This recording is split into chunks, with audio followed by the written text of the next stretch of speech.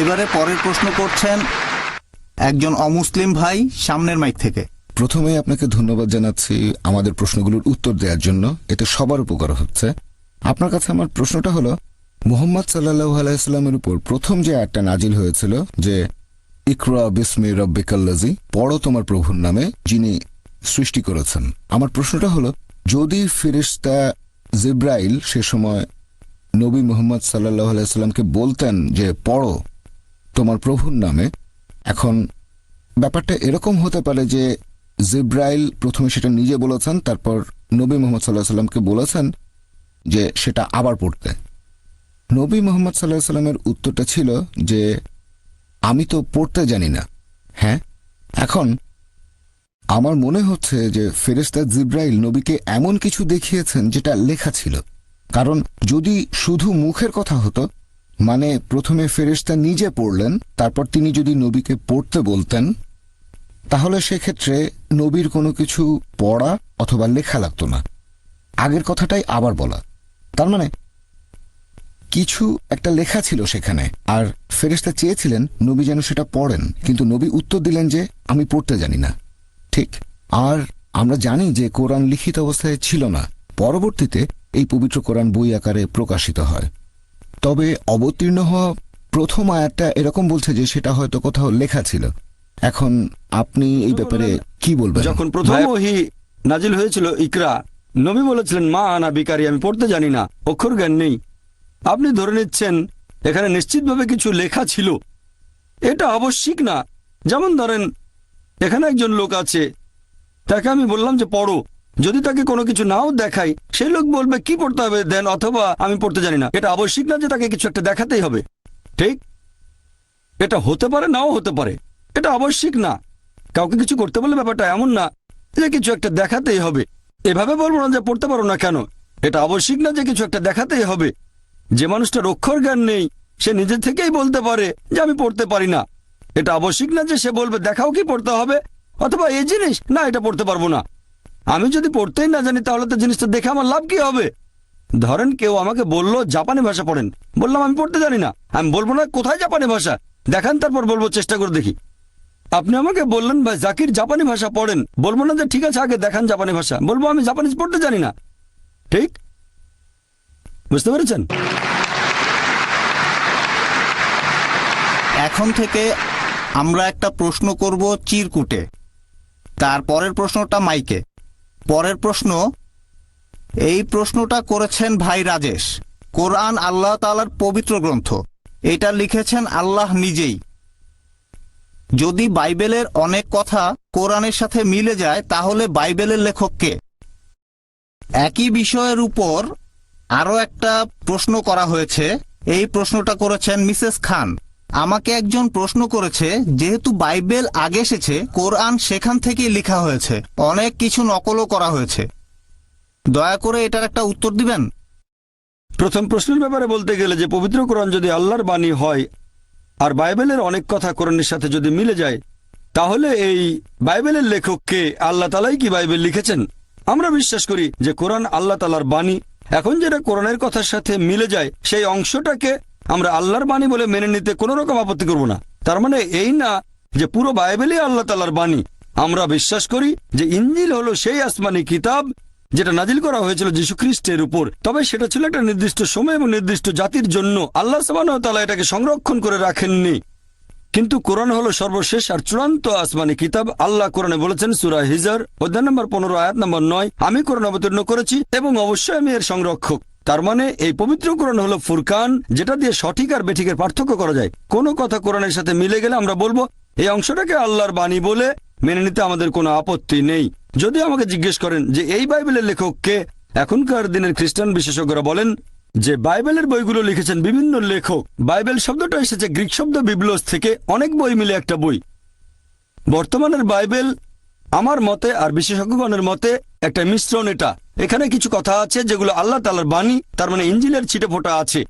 এখানে নবী রাসূলগণের কিছু কিছু কথা আছে, এছাড়াও এখানে ঐতিহাসিকদের কথা আছে। দুর্ভাগ্যজনকভাবে এর মধ্যে কিছুটা পর্নোগ্রাফিও আছে। একটা মিশ্রণ। কে লিখেছেন? অনেক মানুষও বাইবেলের কিছু অংশ লিখেছে।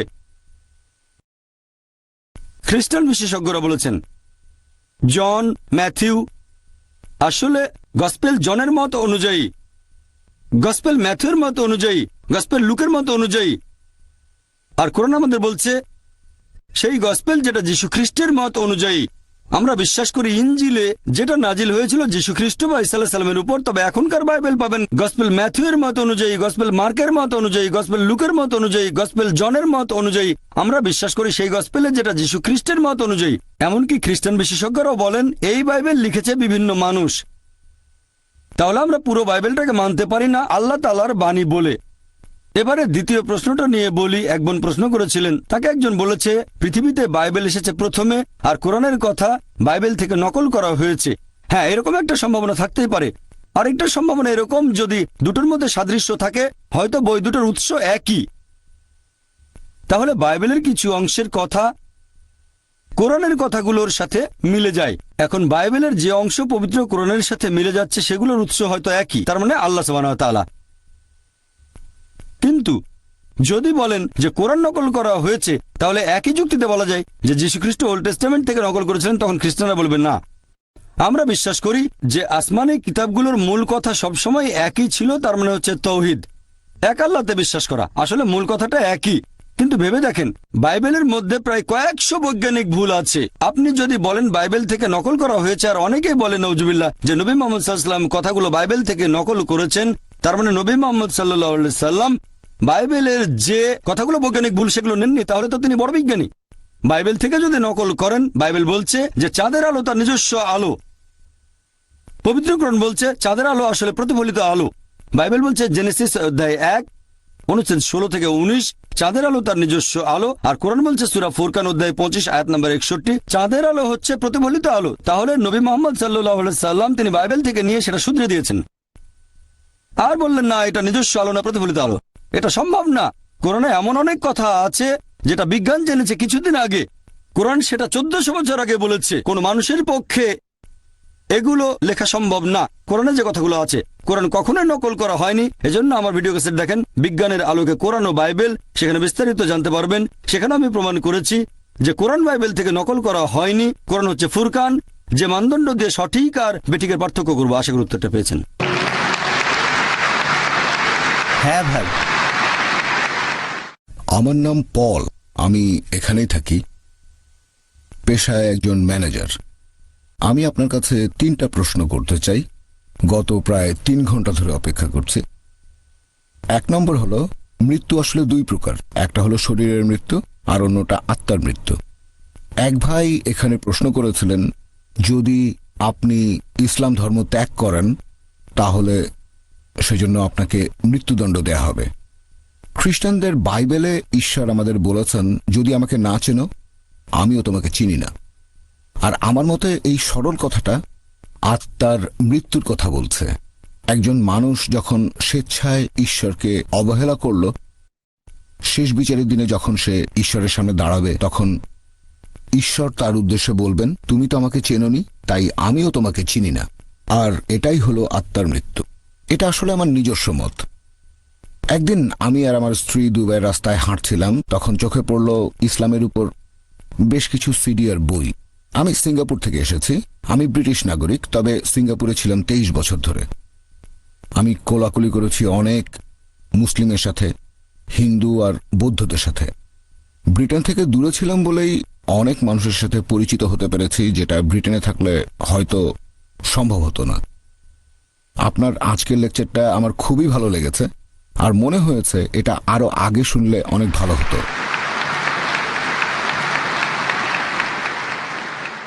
ইসলাম ধর্মের ভেতরে একটা ব্যাপার আমি বেশ ভালোভাবেই খেয়াল করেছি, যে মুসলিমরা শয়তান নিয়ে কথা বলে না, পাপ নিয়েও কোনো রকম কথা বলে না। আমি দ্বিধায় পড়েছিলাম, কারণ খ্রিস্টান ধর্মে ভালো আর মন্দের ভেতরে সবসময় একটা যুদ্ধ চলছে। বাইবেলের ওল্ড টেস্টামেন্ট এই বইটাই আমি সবার আগে পড়েছি। এটার কথার সাথে ইসলাম ধর্মের অনেক সাদৃশ্য আছে। সেখানে মানুষ জবাই করছে গরু, তারপর ভেড়া, এরকম বিভিন্ন পশু জবাই দিয়ে পাপের প্রায়শ্চিত্ত করছে। আমি যতটুকু বুঝি যে পাপ যত গুরুতর তত বেশি পশু জবাই দেয়া হচ্ছে। তারপর মন্দিরের সামনে বিশাল বড় একটা বেদিতে এই পশুগুলোকে আগুনে পোড়ানোর ব্যবস্থা করা হয়। এই নিয়মটা বন্ধ হলো কেন? ইসলাম ধর্ম যখন ওল্ড টেস্টামেন্ট থেকে অনেক কিছুই গ্রহণ করেছে, মানে আমি ওল্ড টেস্টামেন্ট সম্পর্কে যতটা জানি, ইব্রাহিমের একজন স্ত্রীর নাম ছিল সারা। আপনারা কিভাবে জানলেন? আপনারা জেনেছেন কারণ লিপিবদ্ধ করা হয়েছে। তাহলে কি আপনি এটা মানবেন যে নিউ টেস্টামেন্ট, সেখানে যেসব মানুষজন এর বইগুলো লিখেছেন তারা কি এখানে সত্যি কথা বলেছেন? আশা করছি আপনি আমার এই প্রশ্নগুলোর উত্তর দেবেন। তারা কি সত্যি কথা বলছেন, নাকি সেখানে সবকিছুই বানানো কথা? আর এছাড়াও এখনকার দিনে আমরা কেন সেই আগের মতো আমাদের পাপের প্রায়শ্চিত্ত করার জন্য পশু হত্যা করছি না? কারণ তাহলে আমরা ক্ষমা পেতে পারি। আমি শেষ যে পয়েন্টটা নিয়ে কথা বলবো, আমি নিজেও এটা জেনে খুব অবাক হয়েছিলাম। এটা জেনেছিলাম সিঙ্গাপুরে যিশুকে যখন ক্রুশবিদ্ধ করা হয়েছিল, তখন সেখানে বেশ কিছু ঐতিহাসিক বাস করতেন। তারা খ্রিস্টান ছিল না। তারা আসলে কোন ধর্মের ছিল সেই ব্যাপারে কোনো রেফারেন্সই নেই। তারা লিখেছিলেন যে যীশু খ্রিস্ট নামে একজন মানুষ ছিলেন। আমরা মানি তিনি ছিলেন, আর মুসলিম হিসেবে আপনারাও এটা মানেন যে তিনি ছিলেন, আর তাকে সে সময় ক্রুশবিদ্ধ করা হয়েছিল। এখন এটা বাইবেলে লিপিবদ্ধ করেছেন সেই সব মানুষজন যাদের ব্যাপারে আমি জিজ্ঞাসা করেছিলাম, যেমন মার্ক, ম্যাথিউ, লুক আর জন পৃথিবীতে ছিলেন। এখন এগুলো কি সবই বানানো গল্প? কারণ অন্যান্য আরো অনেক ঘটনাও তো লেখা আছে। যীশু খ্রিস্টের বিভিন্ন কথা, সেগুলো লাল কালি দিয়ে লেখা আছে রেড লেটার বাইবেলে। আমরা কিভাবে বলতে পারি যে এই ব্যাপারটা ঘটেছে অথবা এই ব্যাপারটা ঘটেনি? দুঃখিত, অনেক লম্বা প্রশ্ন করলাম। সমস্যা নেই, উত্তর দিচ্ছি ভাই। খুব সুন্দর প্রশ্ন করেছেন। আপনি বললেন যে আমি আমার লেকচারে বলেছিলাম যে নবী ইব্রাহিমের একজন স্ত্রী, তার নাম ছিল সারা। তারা দুজনে শান্তিতে থাকুন। তাদের ব্যাপারে কোত্থেকে জানলাম? বাইবেল থেকে। আপনি প্রশ্ন করলেন যে ইসলাম ধর্মের সাথে ওল্ড টেস্টামেন্টের অনেক সাদৃশ্য আছে। এখন নিউ টেস্টামেন্টের ব্যাপারে আমি বাছাই করছি কেন, লেখকদের বিশ্বাস করছি না কেন। ভাই, যে কোনো কিছু হোক, সেটা ওল্ড টেস্টামেন্টের অংশ বা নিউ টেস্টামেন্ট হোক, হিন্দু ধর্মগ্রন্থের অংশ বা অন্য যে কোনো ধর্মগ্রন্থ, আমি একজন মুসলিম হিসেবে যেটা মনে করি, এটা আমার মতামত, অন্যদের মতামতগুলো পরে বলছি। আমি একজন মুসলিম হিসেবে যেটা বলতে পারি, এই পবিত্র কোরআন হচ্ছে ফুরকান, যেটা দিয়ে সঠিক আর বেঠিকের পার্থক্য করা যায়। আমাদের প্রিয় নবী মুহাম্মদ সাল্লাল্লাহু আলাইহি ওয়াসাল্লাম বলেছেন, बल्लिगु अन्नी वलो आया। মাত্র একটা আয়াত জানলেও তা প্রচার করো। আর আহলে কিতাবীদের গ্রন্থ থেকে উদ্ধৃতি দিলেও কোনো সমস্যা নেই। এখন ইহুদি আর খ্রিস্টানদের ধর্মগ্রন্থ সম্পর্কে যদি কিছু বলতে হয়, এখানে 3টা নিয়ম মানতে হবে। নিয়ম নাম্বার 1, যদি সেটা কোরআনের সাথে মিলে যায় তাহলে আমরা কোনো আপত্তি ছাড়াই সেই অংশটাকে আল্লাহর বাণী বলে মেনে নেব, 1 নাম্বার। এরপর 2 নাম্বার, সেটা যদি কোরআনের বিরুদ্ধে যায় তাহলে বাতিল করে দেব। সেটা আল্লাহর বাণী হতে পারে না, সেটা যে লিখুক, পল, ম্যাথিউ, মার্ক, জন, যে লিখে থাকুক। 1 নম্বর নিয়ম, যদি সেটা কোরআনের সাথে মিলে যায়, কারণ এই কথাগুলো আল্লাহর বাণী বলে প্রমাণিত। যদি আমাদের মুসলিমদের কথা বলেন, বৈজ্ঞানিকভাবেও সঠিক। একজন লজিক্যাল মানুষ যদি বুঝতে পারে যে এটা আল্লাহ তাআলার বাণী, তারপর যদি তুলনা করে সেখানে প্রমাণিত জিনিসটার সাথে যদি কিছু মিলে যায়, এটাকে বলা যায় আমাদের স্কেল, দৈর্ঘ্য মাপার ফিতা। জানেন, যখন নিশ্চিত হলাম যে মাপটা সঠিক, তখন সেটাকে আমরা ব্যবহার করি আমাদের ফুরকান হিসেবে।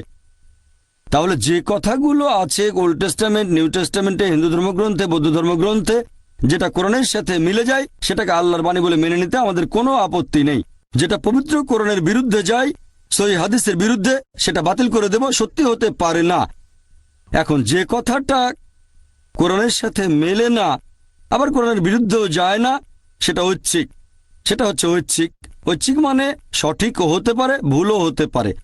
তাহলে যে কথাগুলো আছে বাইবেলের ওল্ড টেস্টামেন্ট আর নিউ টেস্টামেন্টে, সেটা কোরআনের সাথে মিলে গেলে আজকে যে কথাগুলো বলেছি 100%, এই কথাগুলোকে আল্লাহর বাণী বলে মেনে নিতে আমাদের কোনো আপত্তি নেই।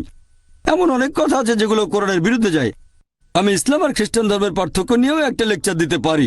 আবার কিছু কথা আছে যেগুলো ঐচ্ছিক, যেটা কোরআনের বিরুদ্ধে যায় না, কোরআনের সাথে মেলেও না। তাই এই কথাগুলো যেগুলো কোরআনের বিরুদ্ধে যায় না বা কোরআনের সাথে মেলেও না, সেগুলো আমাদের জন্য হচ্ছে ঐচ্ছিক। যে কথাগুলো কোরআনের বিরুদ্ধে যায় সেগুলোকে আল্লাহর বাণী বলে মানতে পারি না। তাহলে নিউ টেস্টামেন্ট যারা লিখেছেন, যেটা পবিত্র কোরআনের শিক্ষার বিরুদ্ধে যায়, সেটাকে বাতিল করে দেব। যেটা মিলে যায় বলবো হতে পারে আল্লাহর বাণী। যেটা কোরআনের সাথে মেলে না, আবার বিরুদ্ধেও যায় না, সেটাকে বলবো ঐচ্ছিক। এখন একজন অমুসলিমের ব্যাপারে যদি বলতে হয়, আমরা যুক্তি ব্যবহার করব। ধরেন কোরআন পাশে সরিয়ে রাখলাম। বর্তমানে বিজ্ঞান আর প্রযুক্তি অনেক উন্নত হয়েছে, এখনকার যুগটা বিজ্ঞান প্রযুক্তির যুগ। এখন আপনি যদি বিজ্ঞান আর প্রযুক্তি দিয়ে বাইবেলকে পরীক্ষা করেন তাহলে দেখবেন বাইবেলে কয়েকশো ভুল। বিশ্বজগৎ সৃষ্টি নিয়ে ভুল বলা হয়েছে। বাইবেল বলছে, একথা আগেও বলেছি, সর্বশক্তিমান ঈশ্বর জেনেসিস অধ্যায় 1 অনুচ্ছেদ 16 থেকে 19 তিনি দুটো মহাজাতি বানালেন। বড়টা মানে সূর্য দিনের বেলায় শাসন করবে, ছোটটা মানে চাঁদ রাজত্ব করবে রাতে। কিন্তু চাঁদের তো নিজস্ব কোনো আলো নেই, এটা বৈজ্ঞানিক ভুল, এই কথা ঠিক না। এরকম আরো অনেক ভুল আছে, অনেক। শুধুমাত্র জেনেসিসের 1 নম্বর অধ্যায়ে আপনি অনেকগুলো ভুল খুঁজে পাবেন। সেখানে অঙ্কের ভুলও আছে, অনেক বৈজ্ঞানিক ভুল আছে, অশ্লীলতা রয়েছে। কোরআন পাশে সরিয়ে রাখেন। এমনকি একজন সাধারণ মানুষও যদি মনটাকে খোলা রেখে বাইবেল পড়ে তাহলে সেও বলবে যে এটা কখনোই আল্লাহ সুবহানাহু ওয়া তাআলার বাণী হতে পারে না। সেখানে অনেক বৈজ্ঞানিক ভুল আছে, পরস্পর বিরোধী কথা আছে, তারপর পর্নোগ্রাফি আছে। যে কোনো সাধারণ মানুষ যদি মনটাকে খোলা রাখে তাহলে সে এগুলোকে আল্লাহর বাণী বলে মেনে নেবে না, বাকি কথাগুলো হবে ঐচ্ছিক। আমরা যাচাই করার ব্যাপারে এরকম কিছু নিয়ম মেনে চলি। আমি কম্পারেটিভ রিলিজিয়নের ছাত্র হিসেবে যখন কোনো ধর্মগ্রন্থ পড়ি সেখানে একটা নিয়ম মেনে চলি। প্রথমে সেই ধর্মগ্রন্থ ভালো করে পড়ি, তারপর বিশ্লেষণ করি যে এই ধর্মগ্রন্থ কতখানি খাঁটি আর ভালো।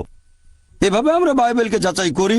দেখবেন সেখানে অনেক ভুল আছে, অনেক পরস্পর বিরোধী কথা। যদি আপনার সাথে কোরআন নাও থাকে তারপরও একজন সাধারণ মানুষ বাইবেলকে আল্লাহর বাণী বলে মেনে নিতে পারে না সামগ্রিকভাবে। তবে যেহেতু কোরআন বলছে যে যীশু খ্রিস্টের উপর আসমানি কিতাব নাজিল হয়েছিল, তাই আমরা বলবো যে কথাগুলো পবিত্র কোরআনের সাথে মিলে যায়, আমরা কোনো আপত্তি ছাড়াই সেটাকে আল্লাহর বাণী বলে মেনে নেব। আশা করি উত্তরটা পেয়েছেন।